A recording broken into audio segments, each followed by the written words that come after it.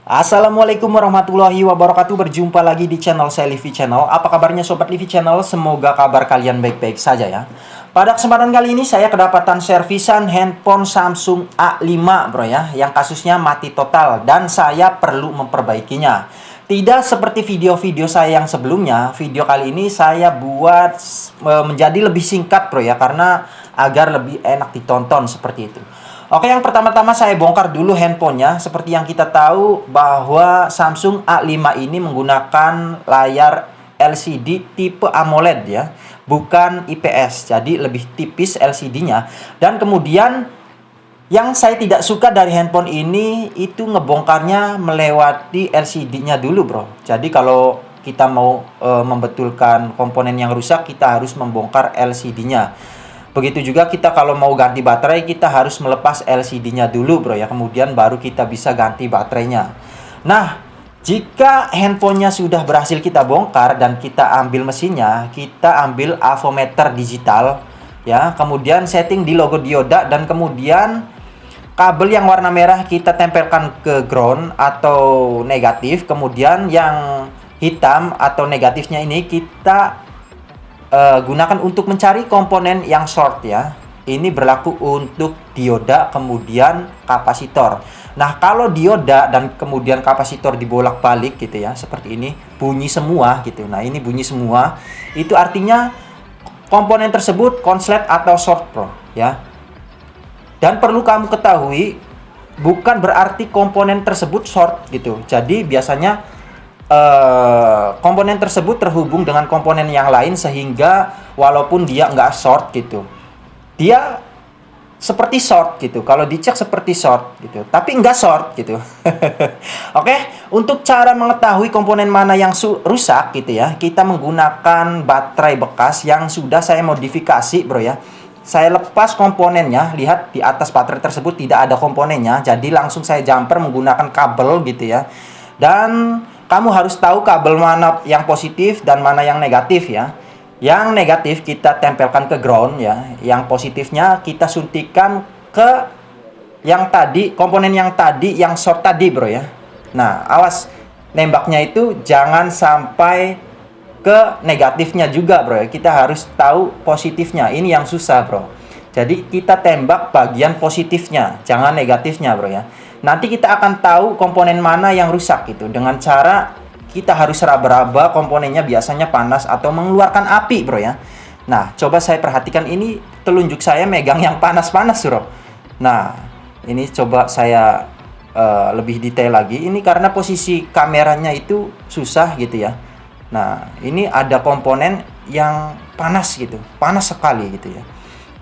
Kalau posisi kameranya lebih ke komponen tersebut kayaknya bakal kelihatan, cuman ini posisi kameranya susah gitu. Nah, kamu bisa tambahkan thinner gitu ya, thinner yang buat ngecat itu, buat cat kayu ya. Tambahkan thinner tujuannya agar komponen mana yang keluar asap itu berarti komponen yang short. Biasanya kalau ditembak menggunakan baterai bekas seperti ini terus-menerus gitu, ini biasanya komponennya akan kebakar gitu ya dan mengeluarkan asap.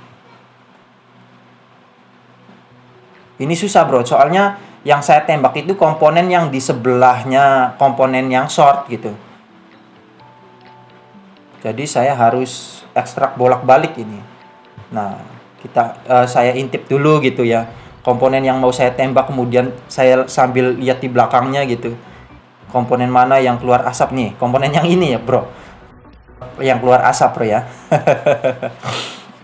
Oke, ini kayaknya sudah ketahuan ini bro kasusnya ya. Coba perhatikan. Nah, ini bakalan keluar asap atau keluar api bro.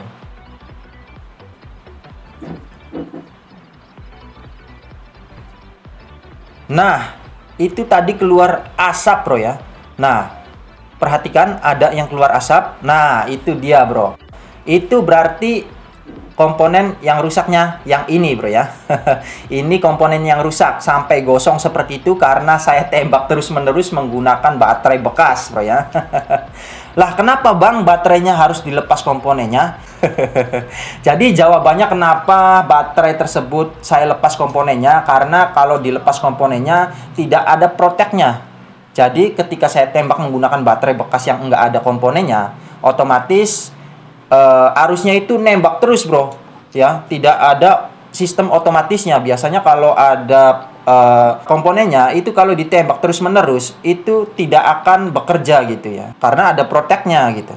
Nah, ini komponennya sudah saya lepas, bro. Saya akan pasang PCB-nya ke body handphonenya. Kemudian saya akan kasih LCD.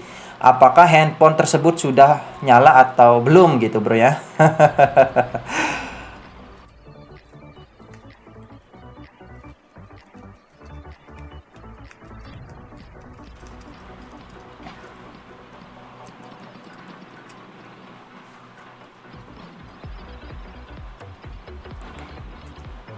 Dan untuk sobat Livi Channel semua, ketika kamu menemukan komponen handphone, entah itu kapasitor atau dioda gitu ya, kamu bisa ganti komponennya, bro. Jangan dibuang, terus ditinggalin aja gitu. Wah, ini udah nyala nih handphonenya, ya udahlah, nggak usah diganti gitu. Udah dibiarin aja, dikosongin aja.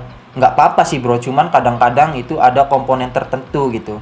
Ada kok bagian-bagian tertentu yang harus memang ada kapasitornya atau diodanya gitu. Jadi kadang-kadang ada yang error, entah itu pengecasannya error ya, entah itu di touchscreen-nya yang error, macam-macam pokoknya ya. Nah, ini sebagai contoh saja, komponennya belum saya pasang gitu ya. Ini untuk memastikan saja bahwa komponen tersebut yang benar-benar rusak, ya.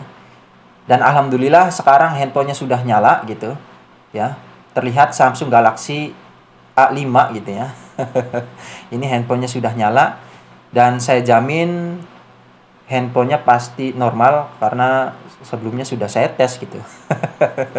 Oke, mungkin sampai di sini saja perjumpaan kita kali ini. Mohon maaf apabila ada kata-kata yang salah dari saya. Jangan lupa like dan subscribe channel saya. Wassalamualaikum warahmatullahi wabarakatuh.